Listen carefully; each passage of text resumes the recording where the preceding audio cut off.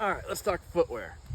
So there's a lot of debate if you should have a zero drop shoe, if you should have a wide toe box, if you should have a custom made orthotic, all that kind of thing. Thing is, you should view footwear as a tool. I just finished a sprint workout, which naturally wanted a cleat so I can grab the ground. All right, a lot of the idea, which I agree with the barefoot shoes or your zero drops and your wide toe boxes, it allows your foot to function naturally. Great at concept. I agree, it helps with postural alignment. As Mark Bell says, strength is never a weakness, weakness is never a strength. Stronger feet are better. That's why I wear a shoe like this at work most days, right? No structure to it, allows my foot to function normally, continue to build foot strength, and I have a nice wide toe box, and as my feet got stronger, that really helped with my distance running. That being said, in distance running, once I started to run a lot more on pavement and work up to a marathon type distance, I needed a little more cushion.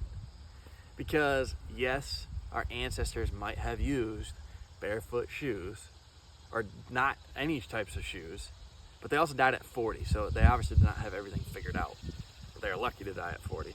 So having some cushion in a shoe is a great idea. Now these still have a wider toe box than normal. Same with these. Now these are kind of a crossover that I wear sometimes for running, sometimes for on a day-to-day basis. But as you can tell, these are still a zero drop, but they have nice wide toe box and a nice amount of cushion. But they're nice and flexible as well. But these ones a little stiffer, but have a little bit of a drop in order to handle the repetitive pounding on pavement, and they've worked really well for me. Now, I don't like any arch sport, but some people might. That's a take it or leave it, a much longer conversation and video to be had, but ultimately, you need to wear what's comfortable for you. Another great example is when I'm training, I wear shoes like this. This is a legitimate barefoot that was created by Chris Duffin, which is very, very thin. Basically functions as a barefoot platform and allowing you to lift, connect to the ground, move heavy weights, right? You're able to transfer force directly into the ground. You don't have to push through any type of cushion. Gives you a nice stable platform to train in, especially while lifting. However, if I'm running, cutting, jumping, doing a lot of different things, I want a more structured shoe, something like this, right? This is where a lot of your CrossFit style shoes come in, and there's a lot of different variations of those. Ultimately, whatever feels good for you is probably gonna work. Just understanding that every piece of footwear is a tool, understanding the value of that tool, what you're looking for. Do you want arch sport? Do you not? For the most part, I would say a wide toe box is almost always gonna be beneficial. The amount of drop, that does slightly impact how your posture is gonna be, can be beneficial, cannot be, but that's something to think about, and for each individual person, worth a longer conversation.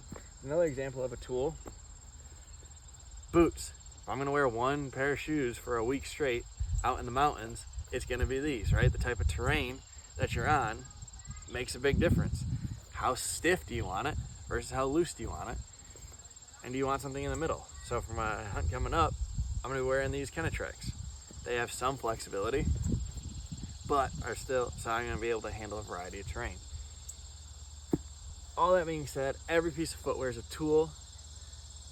Understanding your situation, your foot, your body, and what you need to accomplish is critical in choosing what shoe is right for you. There's a lot of misinformation out there. I wouldn't even say misinformation, there's just a lot of conflicting point of views out there. Trying to find a balance between them is probably the right answer for you.